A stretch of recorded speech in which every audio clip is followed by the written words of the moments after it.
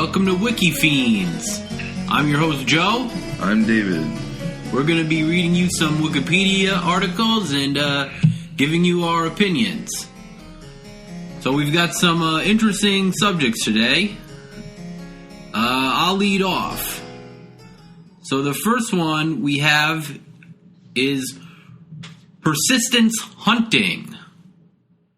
Persistence hunting, sometimes called endurance hunting or cursorial hunting, is a hunting technique in which hunters, who may be slower than their prey over short distances, use a combination of running, walking, and tracking to pursue prey until it is exhausted. Gray wolves, African wild dogs, spotted hyenas, lungless spiders, and humans are adapted to using this hunting strategy. In particular, humans can sweat to reduce body heat, while their quadrupedal prey needs to slow from a gallop in order to pant. Today, persistence hunting is very rare among humans and is seen only in a few groups, such as the Kalahari Bushmen and the Tarahumara or Raramuri people of northern Mexico. The technique requires endurance running long distances for extended periods of time, and among primates, endurance running is only seen in humans. Persistence hunting is thought to have been one of the earliest forms of human hunting, having evolved 2 million years ago. Now it says under human persistence hunting was likely one of a number of tactics used by early hominins and could have been practiced with or without projectile weapons such as darts, spears, or slings. Although mammals sweat, few have evolved to use sweating for effective thermoregulation, humans and horses being notable exceptions. Humans are also uniquely able to carry water to drink while hunting. The persistence hunt is still practiced by hunter-gatherers in the central Kalahari Desert in South Africa. And David Attenborough's documentary, The Life of Mammals, showed a bushman hunting a kudu antelope until it collapsed. It's thought also that the Tarahumara natives of northwestern Mexico and the Copper Canyon area may have also practiced this. The procedure is not to spear the antelope or kudu from a distance, but to run it down in the midday heat for about 2 to 5 hours over 16 to 22 miles in temperatures of 104 to 108 Fahrenheit. The hunter chases the kudu, which then runs away out of sight. By tracking it down at a fast running pace, the hunter catches up with it before it has had enough time to rest in the shade. Animal is repeatedly chased and tracked down until it is too exhausted to continue running. The hunter then kills it at close range with a spear. Persistence hunting has even been used against the fastest land animal, the cheetah. In November 2013, 4 Somali Kenyan herdsmen from northeast Kenya successfully used persistence hunting in the heat of the day to capture cheetahs who had been killing their goats. There is also evidence that Western peoples, in the absence of hunting tools, have reverted to persistence hunting, such as the case of the Lykov family in Siberia. Now, I looked into this Lykov family. Apparently, it was a family in Russia that was, I guess, targeted by communist members. Mm-hmm. So they disappeared into the harshness of Siberia and mm-hmm. lived for 42 years in complete isolation. Oh, jeez. And since 1988, only one daughter, Agafia, remains.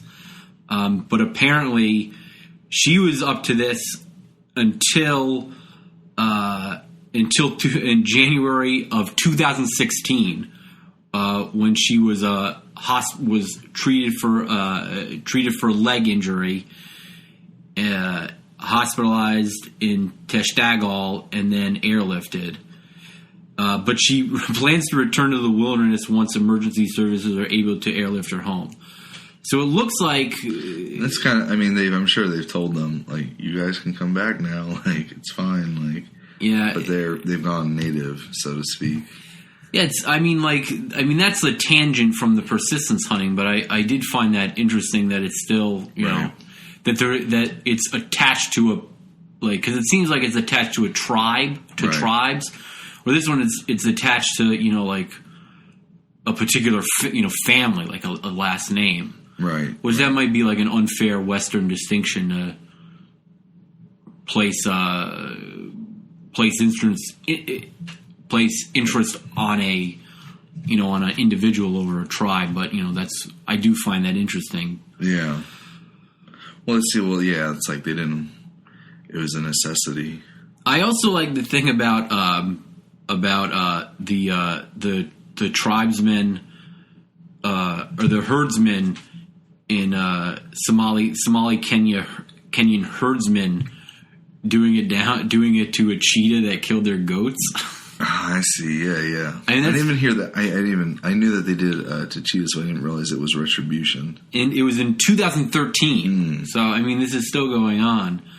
It seems like very.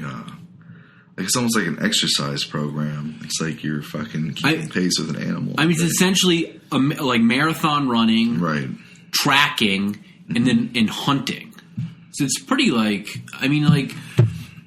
what I find interesting in it is like you'll hear sometimes critiques from like a vegetarian or a vegan standpoint that humans biologically should not eat meat. Right. Because they don't have the the necessary body parts for it. Like I often hear like the canines are not as developed as meat eaters. But it seems like this is a good rebuttal to that.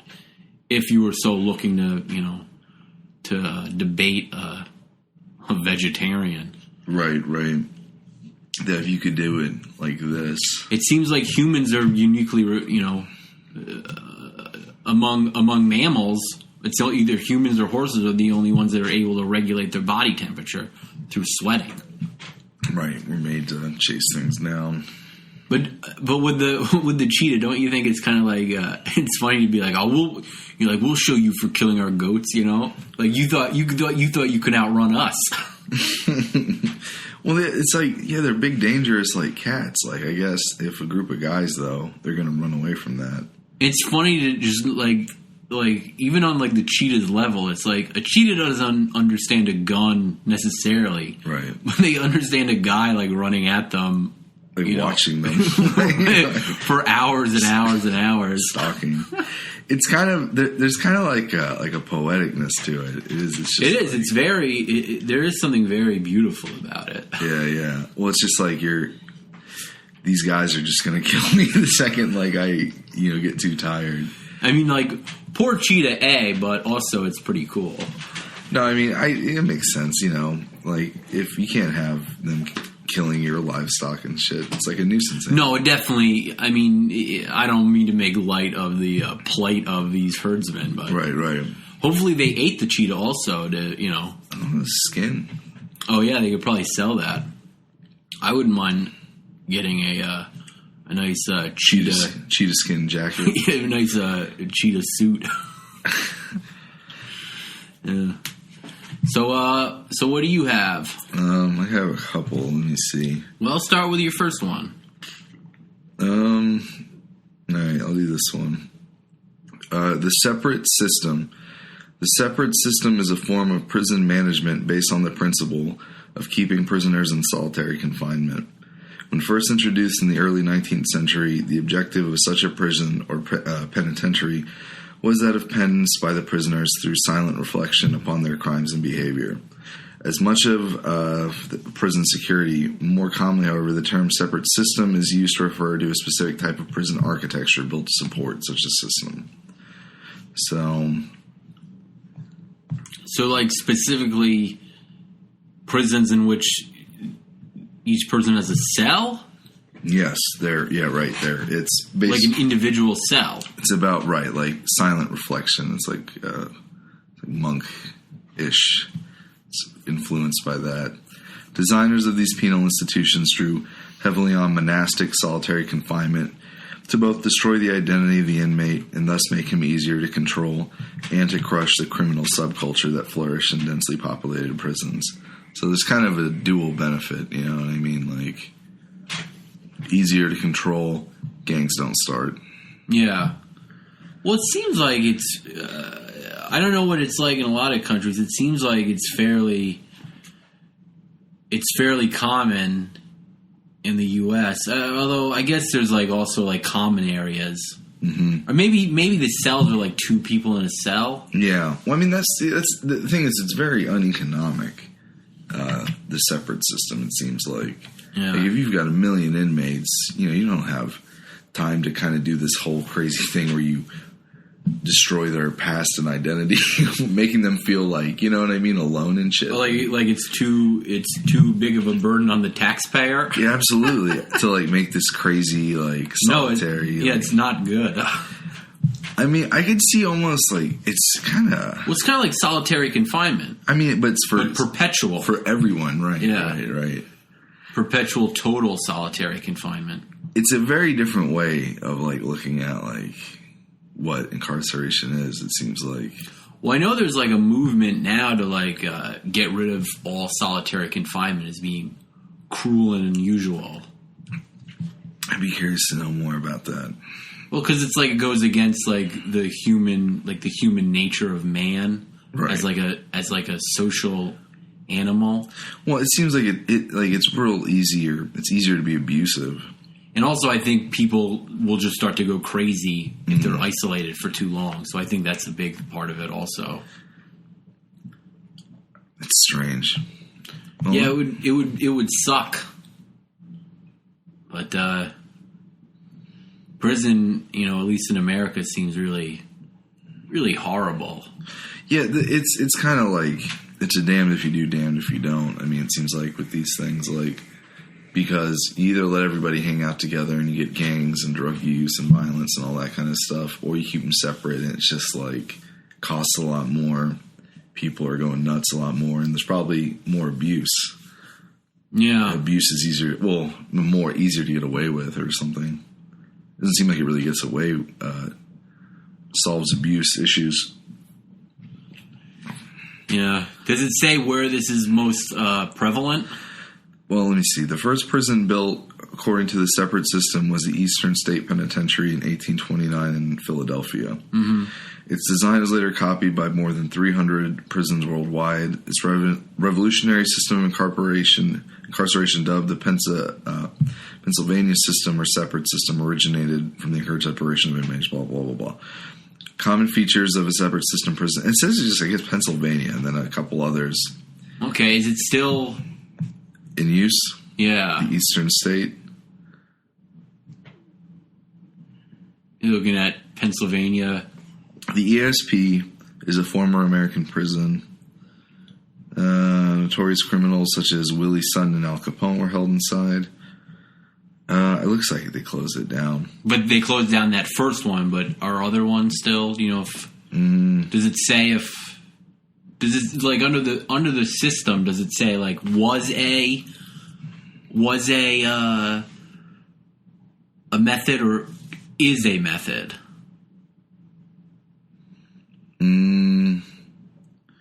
I think is. All right. So it is a method. Right. It's something that could still exist. Okay. But I mean, maybe not though. If it doesn't go into saying how many, like, extant number of solitary, right, or individual prison. Well, I imagine most prisons probably have a section like this. But it's probably rarer that you'd see the whole thing like this. I mean, maybe it's like super maxes or something, you know what I mean? Well, like, I feel like all prisons have, like, solitary, right? Like, They all have that section. Right. Or, like, like segregation sections. But, like, listen to some of this. Like, common features include a central hall with 8 radiating wings of blocks separated by a large central hall. While all the prison blocks are visible to the prison staff positioned in the center, individual cells cannot be seen unless the staff enter individual prison blocks. So there's really this kind of, you don't ever see anybody, but like it's positioned in a way where the guards can see everybody. So like a panopticon type. This is in contrast to the panopticon prisons, it says. Really? Yeah. The spaces between the prison blocks and the prison wall are used as exercise yards, When the separate system was first introduced, prisoners were required to be in solitary confinement even during exercise. As a result, panoptic-style structures were erected inside these yards, in which a guard post was surrounded by tiny cell-like one-person exercise yards. So it's like really, it's just... Well, then it seems it is like a panopticon. Yeah. I mean, well, they're kind of using it in some cases. By the end of the 19th century, these structures were removed in favor of more open, if communal exercise yards. However, certain prisons, such as Pentonville in London, even during communal exercise, prisoners were required to wear masks in silent isolation. So that's weird. Very weird. It'd be weird to be like the maker of those masks. Yeah, I thought it's a very... It seems very futuristic in a way. Very depressing. Yeah. The prison in Alfred Vester's science fiction novel, The Stars My Destiny, uses the separate system. I feel like it's kind of like a very moody seeming prison. You know what I mean? Like it's just you and two guards, and they're taking you to exercise or blah blah blah blah blah, and you never see anybody else. Very dehumanizing. Right. I mean that's part of the thing. Yeah. I would not want to be in that. It's a strange one. Yeah. Do you have anything else on this subject? No. All right. Moving on to my next topic, I have Better Red Than Dead. Better Red Than Dead and Better Dead Than Red were dueling Cold War slogans which first gained currency in the United Kingdom and the United States during the late 1950s, amid debates about anti-communism and nuclear disarmament. The first phrase, Better Red Than Dead, is often credited to British philosopher Bertrand Russell, but in his 61 book Has Man a Future, he attributed it to West German Friends of Peace. In any event, Russell agreed with the sentiment, having written in 1958 that if no alternative remains except communist domination of the human race, the former alternative is the lesser of two evils. And the slogan was adopted by the Campaign for Nuclear Disarmament, which he helped found. With the end of the Cold War, the phrases have increasingly been repurposed as their original meanings have waned. For example, Better Dead Than Red is sometimes used as a schoolyard taunt aimed at red-haired children.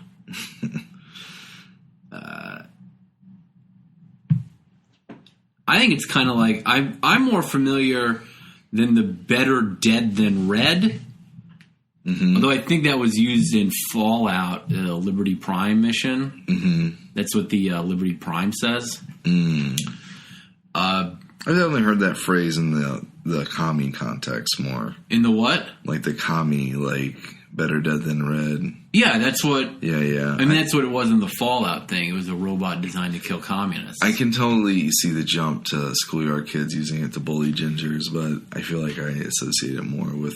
No, that's just like a spin-off, I guess, or like a repurposing. Right. I don't like...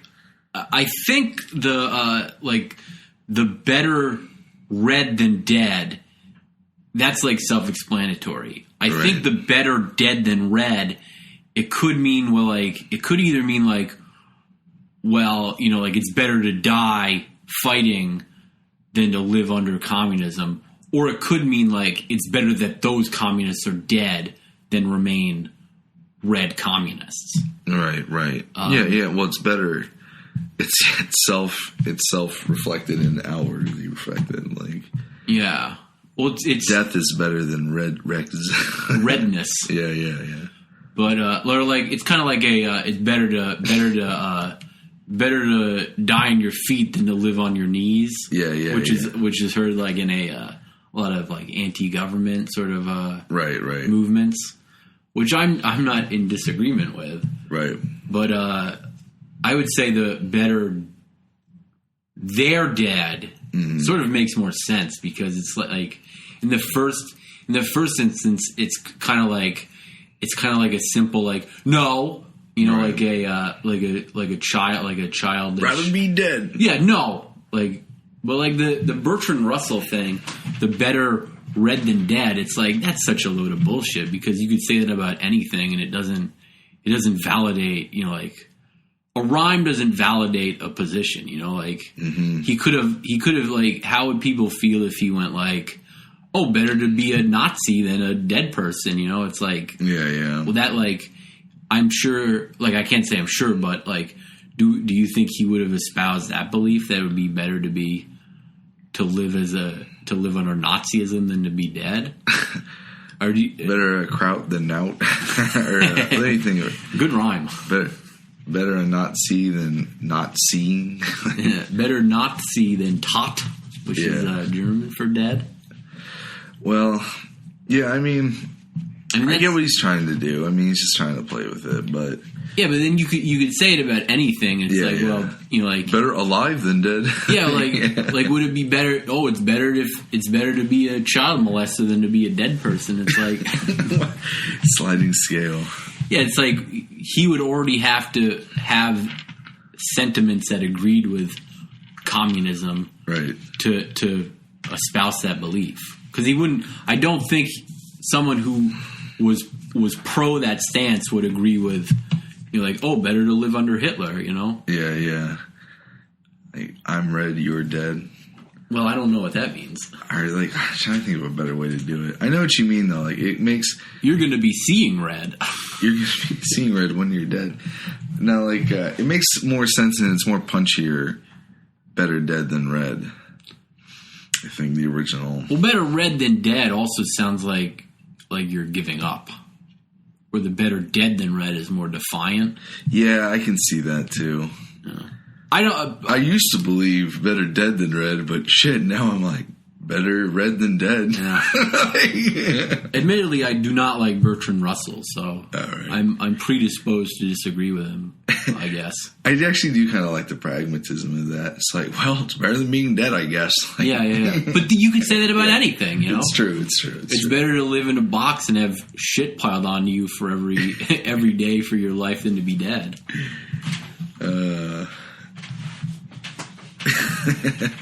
Better live in a solitary cell where 2 guards rape you every day. Well, it's better than nothing. Yeah. So that was better. You remember the Fallout thing, the Liberty Prime mission? Yeah. They reactivate the robot. That's that's in that ouvroir. Old patriotic sloganeering. Mm-hmm. It was it's become a bit of an internet thing, I think, also. Like a meme. Is it a meme? I think it might be. I think Liberty Prime in itself is a bit of a meme, or has become a bit of a meme. Yeah. So, I love memes. Well, they're alright.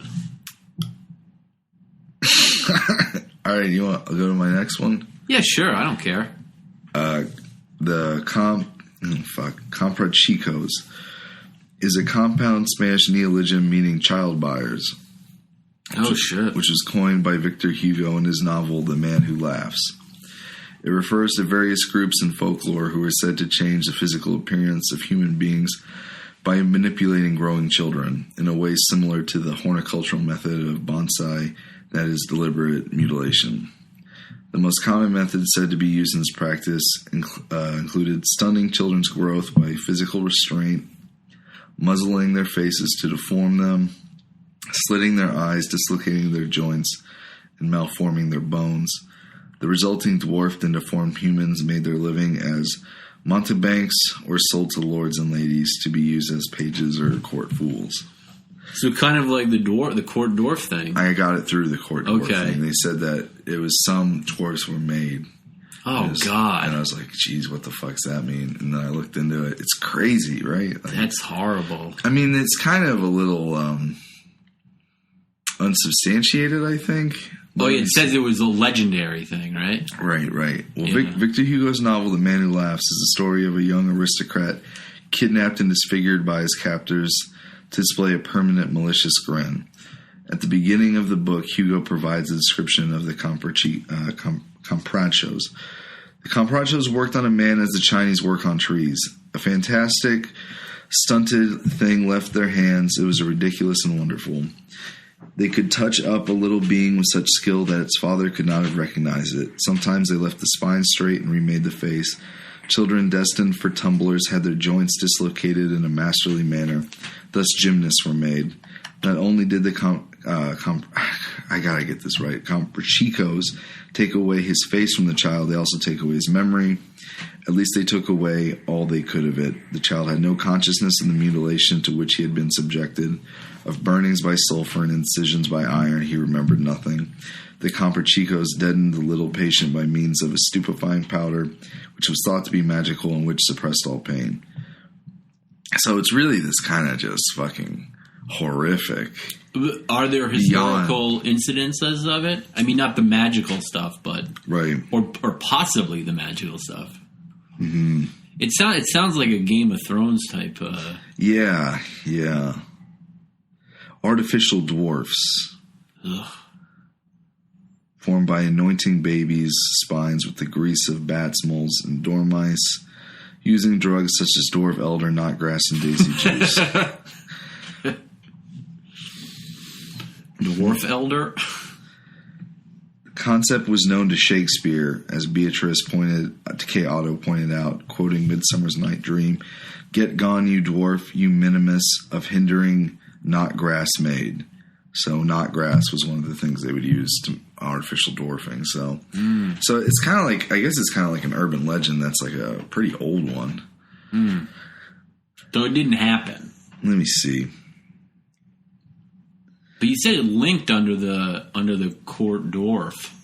According to research by John Boynton Kaiser, I'm kind of jumping all around the article, in the Journal of the American Institute of Criminal Law and Criminology, Victor Hugo has given us a pretty faithful picture of many characteristic details of social England in the 17th century, but the word comprachos is used to describe a people whose characteristics are an unhistorical conglomeration of much that was once actual but then obsolete in the history of modern society.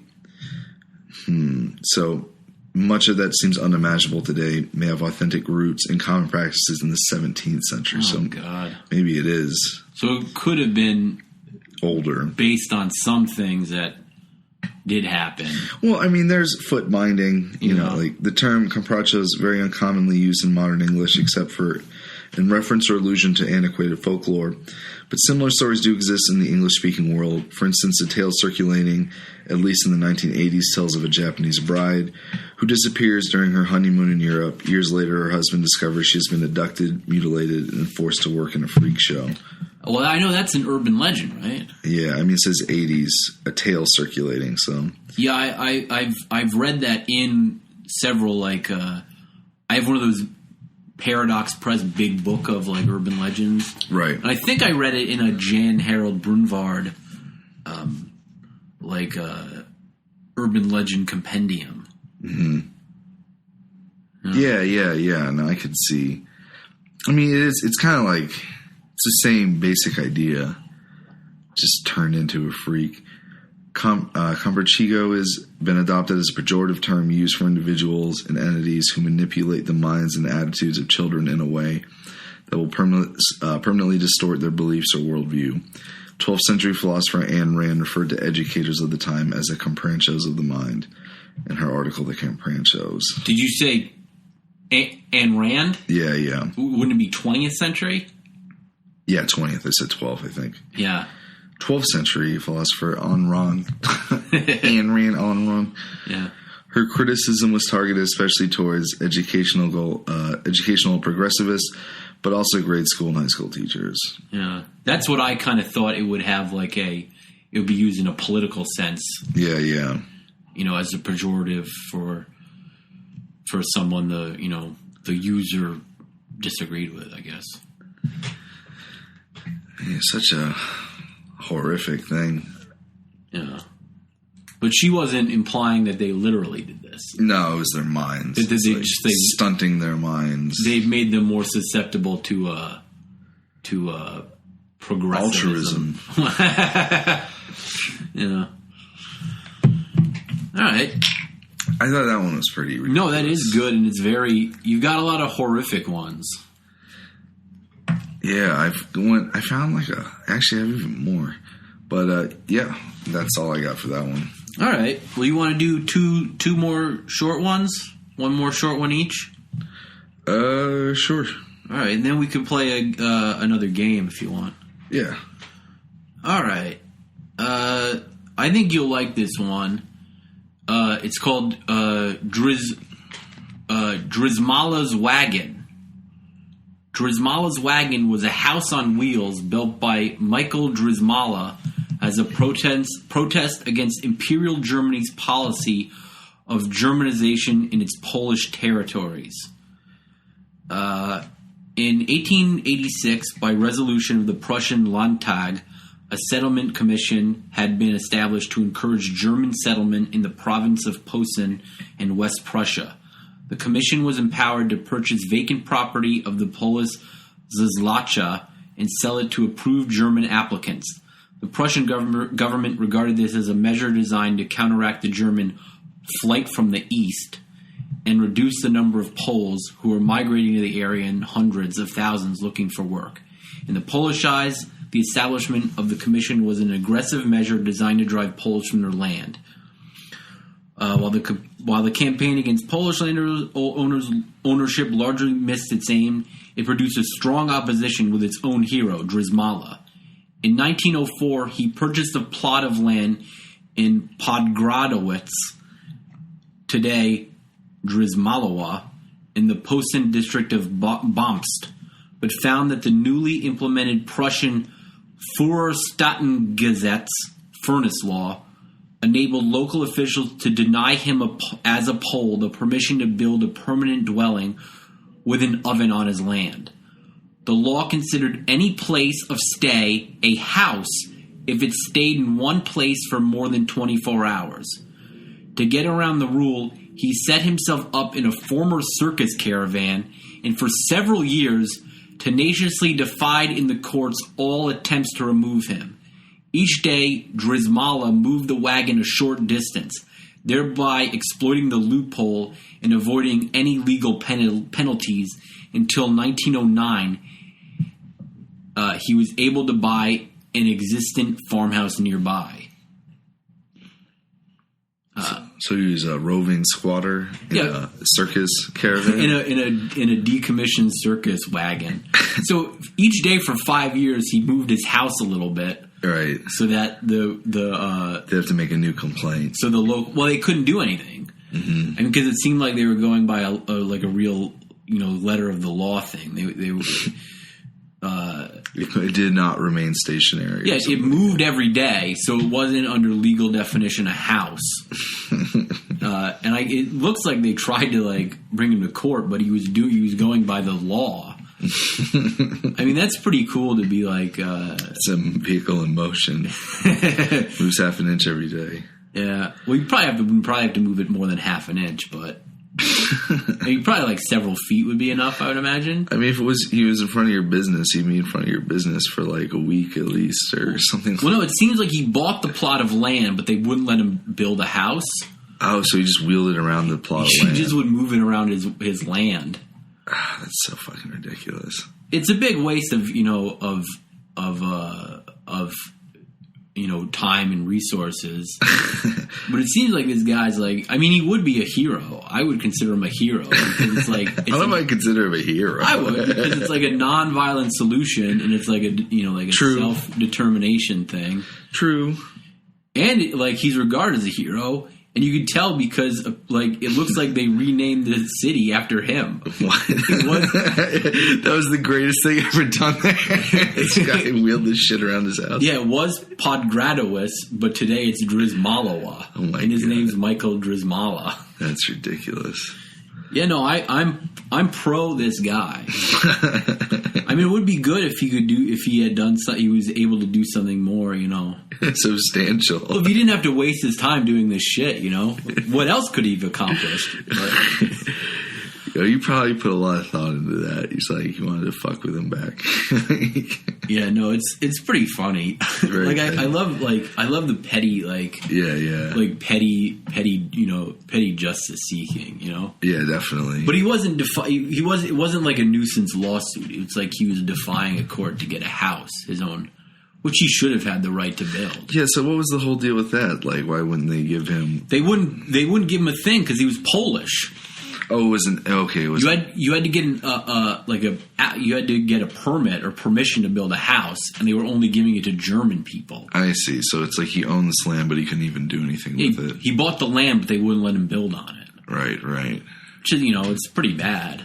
I mean, yeah, it seems like to get around that, you have to spend a shitload of money. Yeah. But he got the wagon. I mean, that's a pretty economical way to do it, to just make a wagon into a home and then wheel it around on your own land. No, I'm not leaving. No, it's not a house. See, it's got wheels. It's not a house. It's in motion. It seems very like unnecessary, but like I get it though. Like, why not? Why not what? Why not like do that if you were able to do that? If you had access to that? Well, he there's no way he would have done it if he could have built the house. Then he would just be considered a big weirdo, Right. He certainly wouldn't be the town's namesake. Right. He'd just be some weirdo that that had a wacky house. I wonder if it was a thing where he didn't even really need to do that, but he was pissed off. Or, I don't think that's what it was. Or it was out of necessity. Like it says it was a necessity. It was a necessity. Well, they wouldn't let him build the house, and he bought the land, and he had no other options. People were going there for work. Right. People were out of work, so it's not like he wasn't like a rich guy who was doing it to just goof off. Right. This is his all or nothing. He was a poor migrant. Right. I mean, it would have been fine if he was a rich guy, like an aristocrat, and that wouldn't be morally wrong or anything. Right. But it's more heroic that he was doing it as a is his self-preservation. Yeah, as a to defy an order that said he couldn't live there, even though he had bought the land. Right. So I would. This is an official Wikifiends kudos to Michael Drzymała. Keep it up. Yeah. Very good. Yeah. So one more. You want to do one more short one for you, and then a game? Yeah, sure. So we got a lot of historical ones. This one is about an airplane called Pippo. Pippo was a mythical plane unique to northern Italy that flew during World War II. This is an example of oral history. Pippo is not well documented even in Italy. Pippo had a distinctive buzz, was rarely ever seen, and flew mainly at night. If people were faithful to fascists, they considered it to be an Allied plane. If they were supporters of the Allies, it was thought to be the Luftwaffe or an Italian Air Force aircraft. No matter what their political allegiances, people personified it as a he, the plane and the pilot as one. It is suspected that the Italian government used Pippo as propaganda tool to turn ordinary civilians against the Allies, though there was little doubt that the plane was real. It is unclear how Pippo got its name. It may have been a play on the Italian moniker for Disney's Goofy character, or alternatively was based on the pip-pip sounds it apparently made. Despite the unthreatening name, people mainly interpreted Pippo as something fearful. Superstition held that one had to block the lights in one's house or Pippo may fire upon it. It was said to drop exploding pens, poison candy, or so-called butterfly bombs on them, and onto farm workers in fields. Only decades later did historians summarize the likely origin of the plane. When the Allies gained a foothold in Italy in the later years of the war, pilots began flying tactical night missions to survey and intervene in German troop movements. It never occurred to them they were inadvertently terrorizing the countryside. In particular, the Royal Air Force used a plane called the de Havilland Mosquito, famed for its characteristic drone. So who was the one that was operating these night missions? It was the Royal Air Force. So the British. they had a specific plane called the Mosquito. The de Havilland Mosquito. Yeah, All that. right. This was World War II. World War II. Yeah. Later years. Yeah. That's funny. Yeah, it's a weird one, right? It's really good. It's a phantom vehicle. They didn't have any like policy of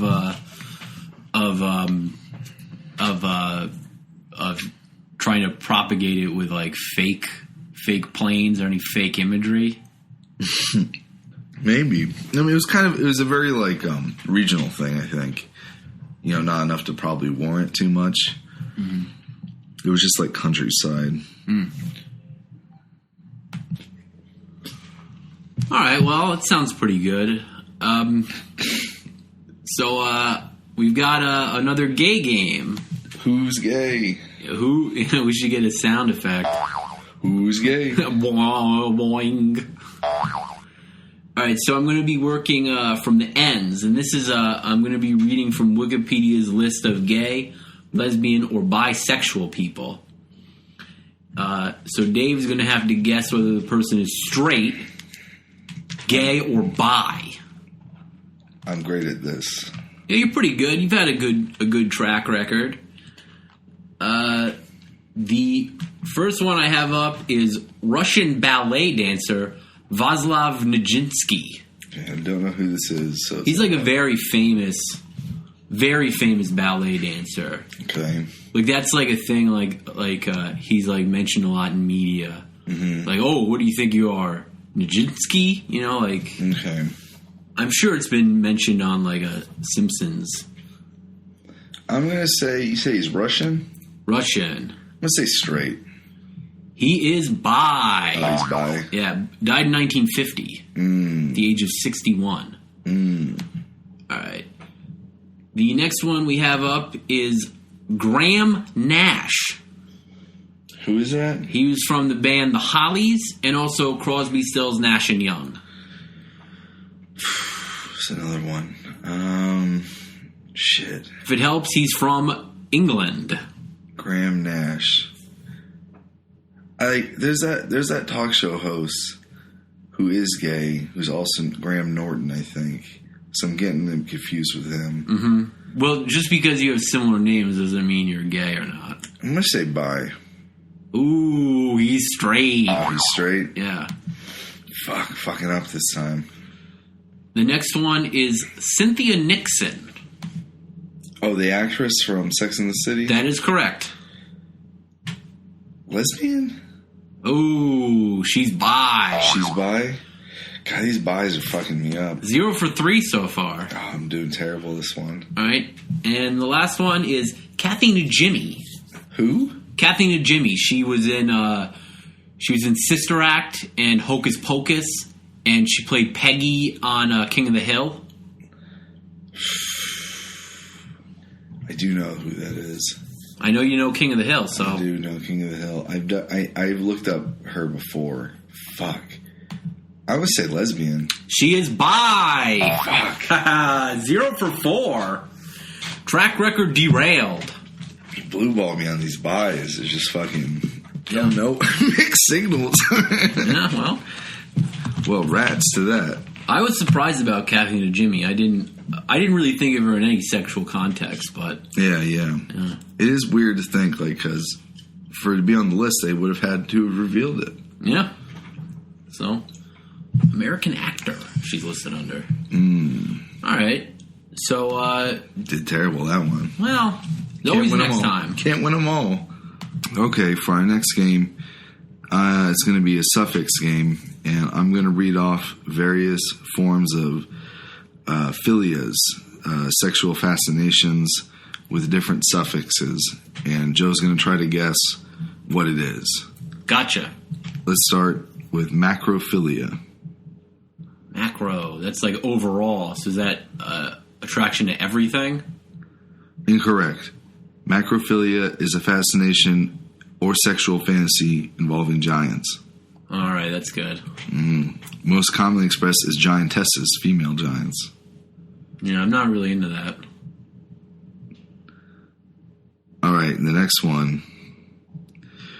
I could see how it could be good, though. It's usually the male is tiny and in like the giant. That's kind of like Greg. I know he has expressed things about like he seemed like we watched a thing about this like 13-year-old girl that was a giant who became a supermodel. I feel like I heard about that, actually. I kind of remember. She was like from like South America. Mm-hmm. Well, typically in the macrophilia, it is the fantasy of the male playing the smaller part being dominated or even eaten. Oh, God. I remember there was a really sexy model at school that you used to think about her eating you. No, but she just looked really good. Like she had really good skin, like nice hair. She was pretty, but she was a giant. Not a literal giant, but she was very tall. She might have had that triple X syndrome. Right. Oh, right. Macrophilia roughly translates to a lover of large. Yeah. Should have gotten that one. I like the thing like, oh boy, I just wish that huge person would come over here and eat me. Like, I don't mean to make fun, but like that. No, it is. I find that to be humorous. Yeah, it is humorous. I don't agree with it, but all right. Olfactophilia. Olfactophilia. Uh-huh. Is it? You mean olfactory? Is it like olfactory, like smelling? Keep going. Smelling, sexually attracted to smelling things? Is that your final answer? Yeah, I guess. Is sexual arousal by smells or odors specifically emanating from the body. Okay. So, especially the sexual areas. Yeah, olfactory, not oil factory. Yeah. Well, yeah, whatever. You get what I was going. Yeah. Well. And so, yes, the Latin olfacto, to smell, pertaining the sense of smell. So that's a kind of standard one. Oh. For creeps. Yeah. Well, there's that thing where they like sell women's underwear. Right. Oh, I want to sniff that bicycle seat. I'm not into that. That one's less understandable than the giant one. Yeah, it's a little more disassociated. Because the giant one's a real person. Right. It's visual and... Well, you could have sex with a giant. You can't have sex with a smell. You know, smelly underpants. We could have sex with a giant. All right, here's one. I think is the one through of catoptronophilia. Catoptronic. No, captoptron. Captoptronic. There's no ick. Captron? Yeah, maybe I'll give you. I don't know. I don't know that one. Hold on. It's Captron. The word capotron is the Greek word for mirror. So is it yourself? Sexually attracted to yourself?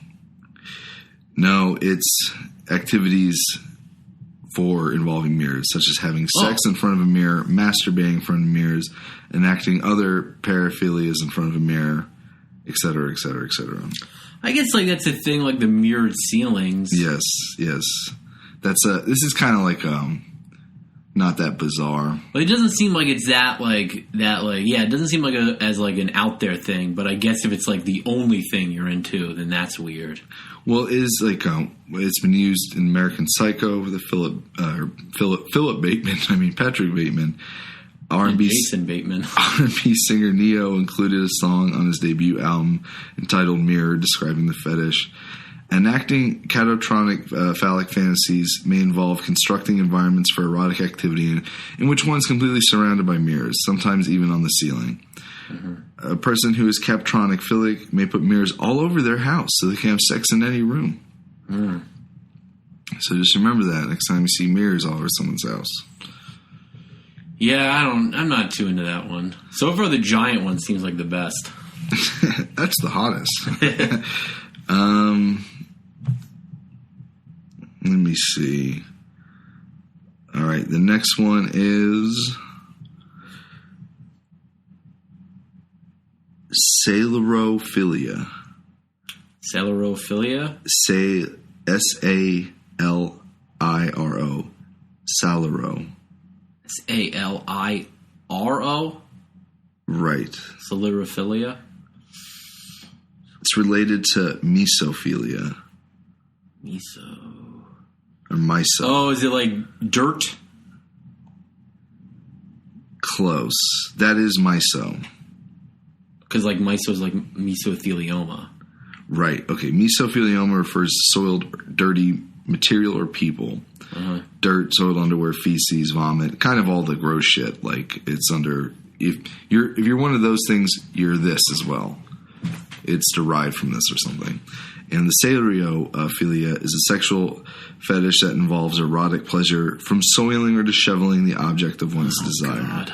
So this is really the overarching classic humiliation degradation thing. This is going in level from like best to worst. Yeah. I won't get all into the article for this one, but yeah, you can skip that one. You get the point, though. All right, what's the next one? Chronophilia. Time? Well, time? Yes, but any other? Oh, about it, like age? Yes, that is it. The term chronophilia was used by classic sex researcher John Money. Money. To describe a form of paraphilia which an individual experiences sexual attraction limited to individuals of particular age ranges. So, like, pedophilia would fall under that. It's a form of chronophilia. Yeah. Right. So, let's see. You could go run down the line there from pedophilia to genterophilia. Yeah. Right. Dun, dun, dun, dun, dun. Well, I should say at this point, I edited a page on non-paraphilic sexual interests, and it does have a phibophilia under that. Which is what? That's attraction to young people, but like teenagers. Right. So I mean, that's even I imagine there's various phrases for that. It's specifically a phibophilia, though. But like young adults sort of a thing. I think phibophilia is like pubescent. Like pedophilia is post or prepubescent. Phibophilia is pubescent, and then a phibophilia is like post-pubescent, I think. I see the variations in chrono, actually. But what I did was I edited, it was under non-paraphilic sexual interests. It was a list. It didn't have heterosexuality, though. It had homosexuality and bisexuality, but it didn't have heterosexuality, so I added that to the list. All right. Kleptolangia.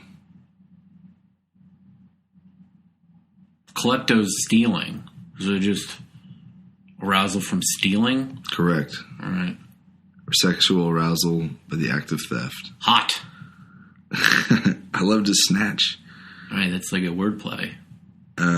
Snatch being like a vagina. Let me see. Dacryphilia. I don't know that. Let me see. That is... Oh, yikes. Tears, aroused by tears or sobbing. Dacryphilia. Okay. That's probably like a sadist, almost like sadist related, right? Yes. Seeing someone upset. This term covers all forms of pleasure from tears of others. The arousal is achieved when viewing a person in emotional distress. It carries the theme where a person, often atop in a BDSM relationship, induces the other, the bottom, to cry or otherwise show a strong emotion. So it's like an emotional, like dramatic. Yeah, I don't know. Let's see. You got any more? Take it to the limit.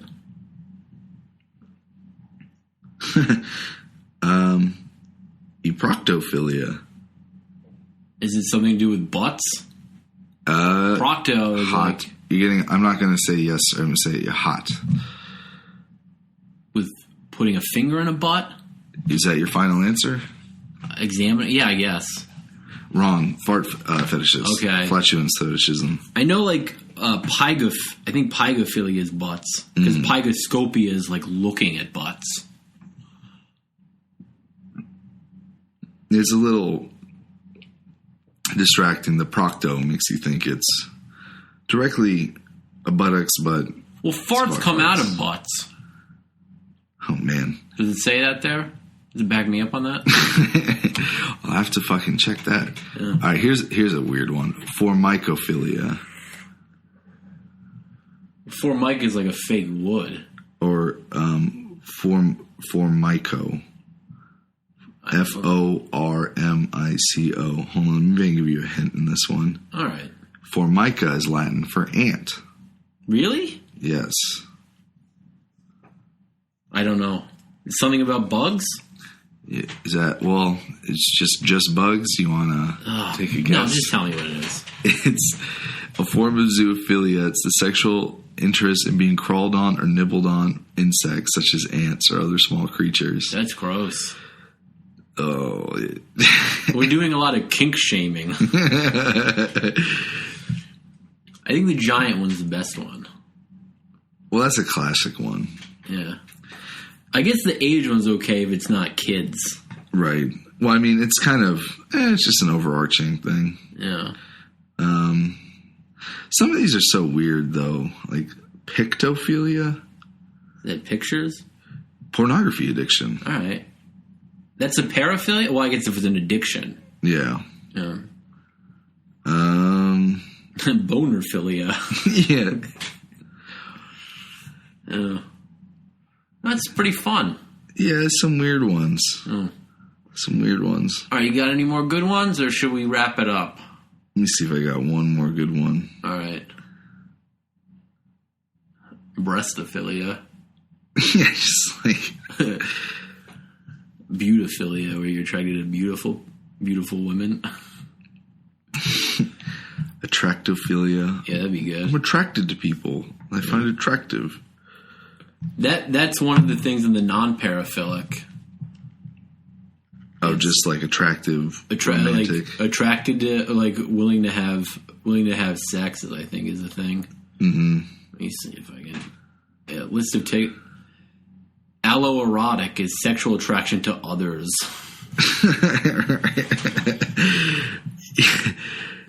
It's not specific enough. Ephebophilia, sexual preference for individuals in mid to late adolescence, typically ages 15 to 19. That's listed under terms from non-paraphilic. So it's like, it's considered normal. And there's also teleophilia, sexual interest in adults. That's a good one. Just coming from this world. How strange. I think the weirdest one was the putting ants all over your balls thing.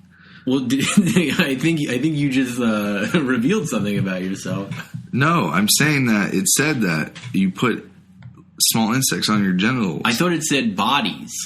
No, it said genitals. Oh, all right. It said commonly it's applied to your genitals. Oh, I think the weirdest one is having the ants all over yourself. Oops. Like, oh, here's a weird one. You said it to me like put over your bodies, and then you. It seemed like you just went straight to balls, which made it seem like it was like that's what you were imagining. If it was all over your body, that would be the ants on your balls. I feel like it'd be horrible. But in your butt. That's pretty bad too. I mean, it's all on your urethra. Like a shorts made out of ants. Yeah. It's bad no matter what. All right, here's the last one. Cremastophilia. Cremastio. I don't know. Is it like a removal of something? You want to keep going? Hot. That's hot. A removal of a body part. No. Of a breast? All right. Yeah, let's see. Want to give up? Okay. It's cremastophilia is the opposite of kleptomania.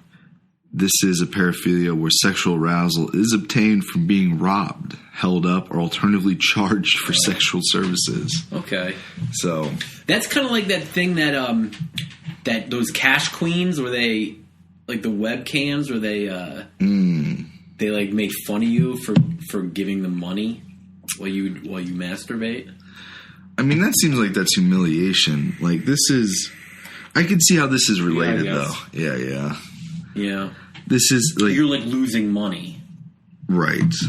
The sexual thrill is from Loss of resources. yeah. So I guess forcefully. the humiliation because you're made to feel bad for it, like inferior. I mean, it seems like it's related to humiliation. It seems because it's like to be robbed or held up is to be put in a disadvantage. It seems like it would be better to just keep your money. Or use like Monopoly money. Oh no, I've lost all my pink dollars. Like, What was the pink? Was the pink a 5? I think those are like ones or something. Maybe right, or maybe That would be a good game where you read the list of the Monopoly colors and I have to guess what money it is. That's a good idea. Yeah, So yeah, that was an interesting one. Some ones I never heard of. yeah, pretty hot. Sexy. Yeah, we had some hot topics today. All right, well, this has been Wikifiends. You got anything you want to plug, Dave? No, not yet. All right, well, if you check out my Tarot deck Omega Land, it's available on Amazon. I'm your host, Joe. I'm David. All right, signing off. Good night.